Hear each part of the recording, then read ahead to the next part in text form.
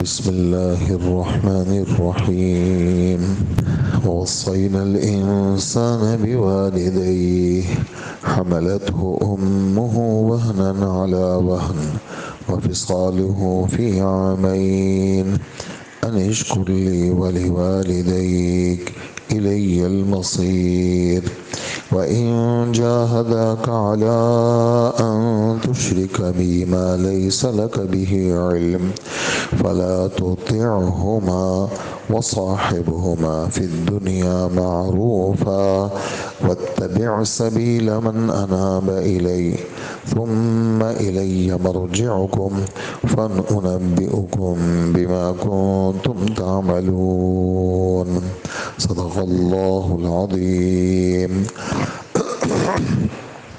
آیت نمبر 14 اور 15 سورہ لقمان کی آیتیں ہیں اور 21واں پارہ ہمارا چل رہا ہے اور 21ویں پارے کا آدھا بھی ہو گیا.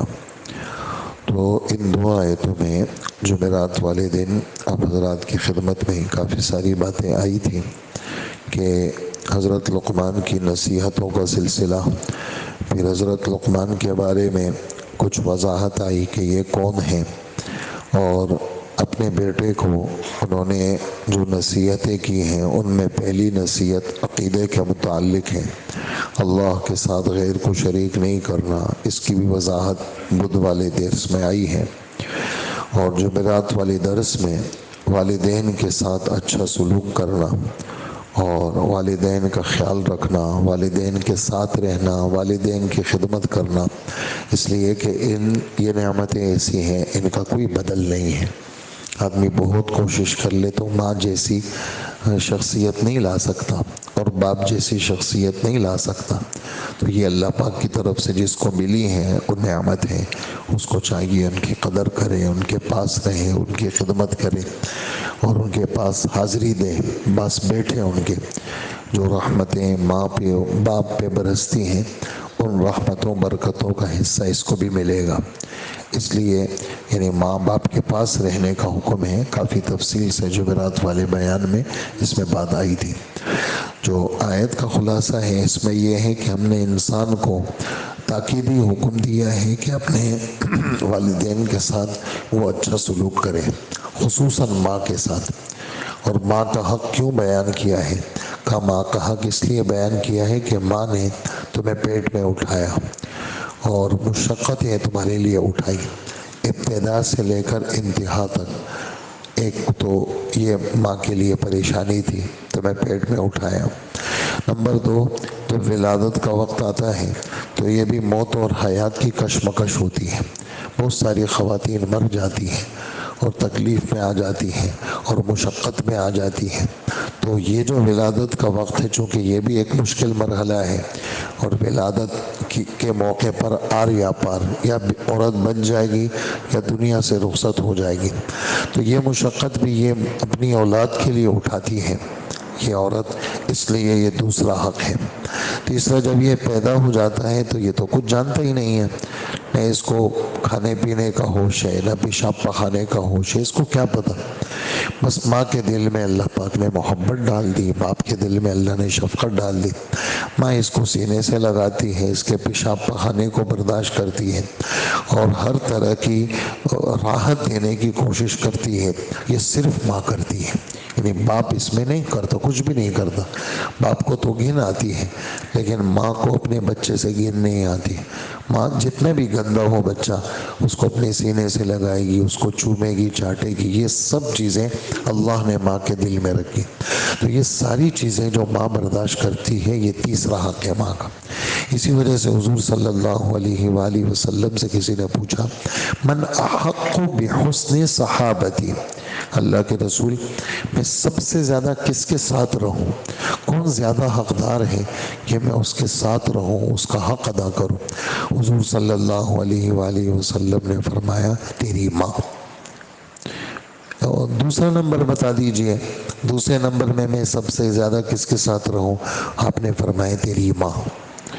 اللہ کے رسول تیسرا مرتبہ بتا دیجئے، تیسرے مرتبے میں کون ہے؟ آپ نے فرمایا تیری ماں. یہ تین بتائیں. پھر اس کے بعد فرمایا سما ابا کا، پھر تیرا باپ، اور ثم ادنا کا فادنا کا، پھر رشتہ داروں میں جو جتنا قریب ہے، ادنا اقرب کے معنی میں، ہمارے یہاں ادنا تو کہتے ہیں ادنا درجہ، عربی میں بھی استعمال ہوتے ہیں، لیکن یہاں ادنا اقرب کے معنی میں، جو جتنا زیادہ قریب ہے، جیسے چچا ہے مردوں میں، اس کو باپ کا درجہ دیا ہے، دادا ہے وہ تو باپ سے بھی ایک طرح سے آپ سمجھے کہ اونچا ہو گیا، لیکن چچا اس کو باپ کا درجہ دیا ہے۔ اسی طرح پھوپھی ہے، اس کو ماں کا درجہ ملا ہے، خالہ ہے اس کو ماں کا درجہ ملا ہے۔ تو یہ کیا ہے؟ ادنا کا فادنا کا، جو قریب سے قریب تر ہوگا تم نے اس کا خیال رکھنا ہے۔ تو ماں کا خصوصیت کے ساتھ خیال رکھنا، کیوں؟ ماں نے تمہیں پیٹ میں اٹھایا اور پھر ماں نے تمہیں دودھ پلایا، تو تمہیں پیٹ میں رکھنے کی جو مدت ہے وہ کم سے کم مدت تو 6 مہینے ہے، 6 مہینے سے پہلے بچہ پیدا نہیں ہو سکتا، کم سے کم مدت، اور زیادہ سے زیادہ مدت جو ہے وہ اور بھی بڑھ جاتی ہے، 2 سال بھی ہو جاتی ہے زیادہ مدت، لیکن عمومی طور پر 9 مہینے، 9.5 مہینے، 10 مہینے کے اندر اندر بچہ پیدا ہوتا ہے۔ اور جو دودھ پلانے کی مدت ہے، جو حق ہے بچے کا، وہ تو 2 سال کے ہے۔ ہاں، والوالدات یرضعن اولادہن حولین کاملین لمن اراد ان یتم الرضاعہ، دوسرا پارہ، مائیں اپنے بچوں کو پورے 2 سال دودھ پلائیں گی، اس کے لیے جو مدت رضاعت کی تکمیل چاہتا ہے، یہ بچے کا حق ہے کہ بچے کو 2 سال تک دودھ پلایا جائے۔ اور ہمارے امام صاحب فرماتے ہیں کہ 2 سال تو مدت ہے، لیکن چھڑانے کو بھی مدت چاہیے، اس لیے ہمارے امام صاحب نے 30 مہینے رکھے ہیں، یعنی امام ابو حنیفہ نے 2.5 سال رکھے ہیں۔ وہ فرماتے ہیں چھڑانے میں بھی مدت چاہیے، آہستہ آہستہ اس کو دوسری غذاؤں کا عادی بناؤ، تو 30 مہینے امام صاحب نے رکھے۔ تو یہ صرف یہاں مدت بتانی مقصود نہیں ہے، وہ تو دوسرے پارے کا حق تھا، یہاں صرف یہ ہے کہ تمہاری ماں نے تمہارے ساتھ یوں تکلیفیں اٹھائی ہے، تو مرتے دم تک، آخری لمحات تک، اے بیٹے اپنی ماں کے ساتھ رہنا، اپنی ماں کا خیال رکھنا، ماں کو الگ مت رکھنا۔ اگر وہ الگ رہائش کو پسند کرتی ہے، ہوتا ہے بعض مستورات بہو کے ساتھ رہنے کو پسند نہیں کرتی، تو اس کو الگ رہائش دے دو، یعنی وہ رہے الگ رہائش میں، تم ساتھ رہو۔ تم کیسے ساتھ رہو؟ وہ تو الگ رہے گی، تو اپنی بیوی کے ساتھ رہے گا، لیکن ایسے گھر کے دروازے اکٹھے کر لو یا اوپر نیچے کر لو، تیرے اندر ایسی حس ہو کہ بس تو اپنی ماں کے بغیر دکان جا رہا ہے، دفتر جا رہا ہے، بس تو اپنی ماں کو حاضری دے، رات آ رہے تو رات آخری ملاقات تیری ماں کے ساتھ ہو، صبح تیری ماں کے ساتھ ملاقات، اس کو بھی آسرا ہو کہ بیٹا تو بس لمحے پر ہے، بس یہ بس دروازہ کھولا اور یہ میرا بیٹا ہے۔ جیسے ایک گھر میں بہت سارے کمرے ہیں، تو ماں تو میرے کمرے میں نہیں ہوگی، اپنے کمرے میں ہوگی، لیکن ایک یہ ہے کہ بھئی میرا بیٹا موجود ہے، میرا بیٹا یہ ہے بس میرے ساتھ۔ تو آگے پیچھے، دائیں بائیں یا اوپر نیچے اپنی ماں قریب رہنا چاہیے، ماں سے دور نہیں رہنا چاہیے، اور صبح کی ملاقات بھی ماں کے ساتھ، اور دوپہر کی ملاقات بھی ماں، اور شام کی ملاقات بھی، اور روزانہ والدہ کی بدنی خدمت کرنا۔ یہ چھوٹے چھوٹے کام ہیں، بدنی خدمت میں کیا کوئی 2 گھنٹے تھوڑی لگیں گے، 15-20 منٹ لگیں گے۔ ہاں، ان کے کندھے دبانا، ان کی ٹانگیں دبانا، ان کے سر پہ مالش کرنا، یہ بہت سارے کام 10-15 منٹ میں آدمی نمٹا سکتا ہے، ان کے دن بھر کی تھکاوٹ اتر جائے گی۔ اور میں آپ کو یہ بات بتاؤں، آپ جتنے فرما بردار ہیں، لیکن یہ جو بدنی خدمت ہے، یہ آدمی کے دل سے دعاؤں کو نکالتی ہے، دل سے دعائیں ملتی ہیں بڑوں سے، یہ بدنی خدمت کی وجہ سے۔ اور آپ جتنے بڑے آدمی ہیں، بہت بڑے پیسے والے، بہت بڑے مفتی صاحب ہیں، آپ بہت بڑے آدمی ہیں، لیکن ماں کے لیے آپ بیٹے ہیں، اور آپ جتنی آپ کی سفید داڑھی ہو گئی، کوئی بھی ہیں آپ، لیکن ماں کے لیے آپ کیا ہیں؟ وہی بچے ہیں، چھوٹے گود کا بچہ، وہ آپ کو بلائے گی تو بچہ کہہ کے بلائے گی، بچے ادھر آؤ، حالانکہ آپ تو خود دادا ہیں، آپ تو خود نانا ہیں، دادا ہیں، لیکن وہ آپ کو بچہ کہہ کے پکارے گی۔ تو اس لیے ماں کا خیال رکھنا یہ شروع کی باتیں ہیں، اس لیے، اور ماں کا خیال بھی اس لیے رکھنے کا حکم دیا ہے، ماں کمزور مخلوق ہے، صنف نازک ہے، کمزور ہے، اور جو ہے وہ بچے باپ کی بنسبت ماں پہ چڑھائی زیادہ کرتے ہیں، اور ماں کا کہنا ماننے کے اندر جو سرکش بچے ہوتے ہیں وہ ذرا ماں کو خاطر میں نہیں لاتے۔ اس لیے ہمارے رب نے 3 ماں کے حقوق بتائے کہ ماں کا اس طرح، اور حضور نے بھی اسی طرح بتایا کہ اگر کوئی آدمی ایسا دماغ کا خطرناک ہے وہ، تو اس کو چاہیے وہ میری باتوں کو دیکھ لے کہ میں نے ماں کا کیا حق بتایا ہے، تو پھر کیا ہوگا، تھوڑا سا آدمی ٹھنڈا ہو جائے گا کہ بھئی ایسا نہ ہو اللہ ناراض ہو جائے اور اللہ کے رسول ناراض ہو جائے۔ تو اس لیے سب خیال رکھیں گے نا بھائی، مطلب یہ باتیں علمی ترقی کے لیے نہیں ہیں، عملی ترقی کے لیے ہیں۔ علم تو ہے آپ کے پاس، لیکن عمل میں آ جائے کہ بھئی ہم روز اپنی والدہ کی، اچھا وہ منع بھی کریں گے، والد صاحب بھی منع کریں گے، میں کوئی بوڑھا تھوڑی ہوں اور میں کوئی بوڑھی تھوڑی ہوں اور مجھے خدمت کی ضرورت نہیں، لیکن آپ کریں خدمت۔ ان کو ضرورت نہیں ہے لیکن آپ کو ضرورت ہے، آپ کا مسئلہ ہے، آپ کی پیشی ہونی ہے، آپ کو اللہ کو منہ دکھانا ہے۔ تو اس لیے ارشاد فرمایا ہم نے یہ حکم دیا ہے، اور ہم نے بیٹے کو یہ بات کہہ دی ہے کہ ہمارا شکریہ بھی ادا کرنا اور اپنے ماں باپ کا شکریہ بھی ادا کرنا۔ ہمارا شکریہ ادا کرنا دل سے بھی، زبان سے بھی، بدن سے بھی، یعنی ہماری اطاعت کرنا، اور اپنے ماں باپ کا شکریہ بھی ادا کرنا۔ ماں باپ نے تمہارا خیال رکھا، تم جو یہاں تک پہنچے ہو نا کسی کی وجہ سے پہنچے ہو، تم جو یہاں تک پہنچے ہو نا، تمہاری یہ پڑھائی لکھائی، تمہارا اسکول مدرسہ، تمہارا حفظ، تمہارا علم، تمہارا ہوشیاری، تمہاری یہ سب چیزیں، ان سب میں ماں اور باپ دونوں کا دخل ہے۔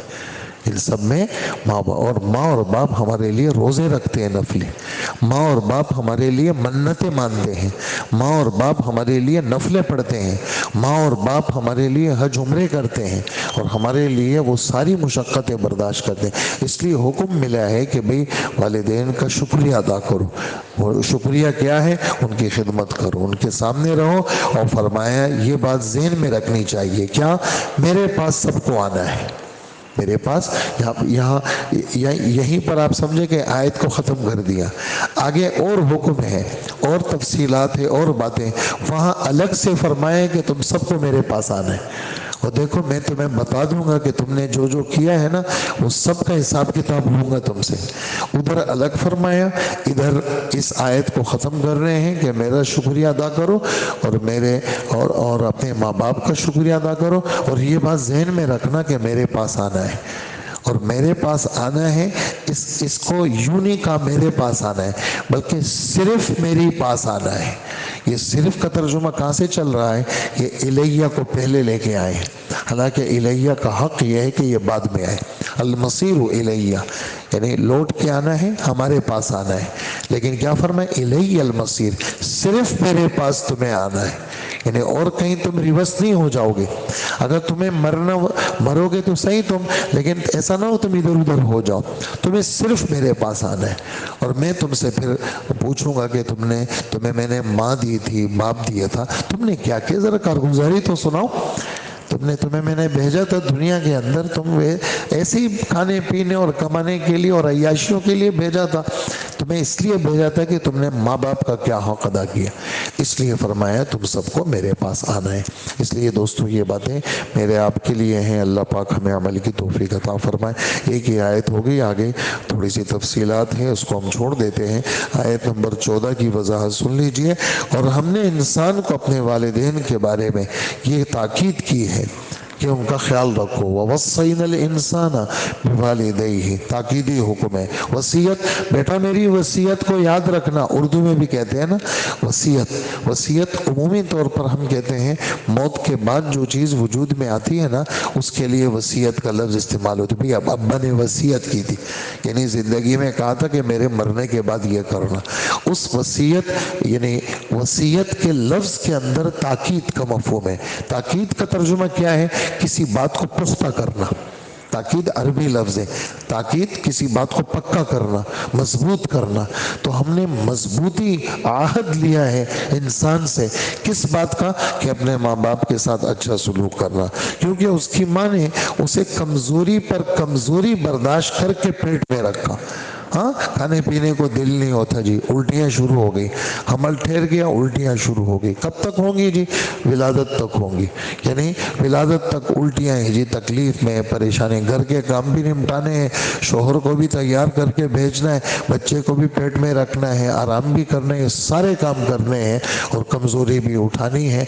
और ये सब हम सब की माँओं ने ये सब हमारे साथ किया है और ये बोझ बर्दाश्त किए हैं। और 2 साल में इसका दूध छूटता है कि और फिर मैं तुम्हें ये कह रहा हूँ कि मेरा भी शुक्र अदा करो और अपने माँ बाप का भी शुक्रिया अदा करो और मेरे पास ही तुम सबको लौट करके आना है। अल्लाह पाक हमें अमल की तौफीक अता फरमाए।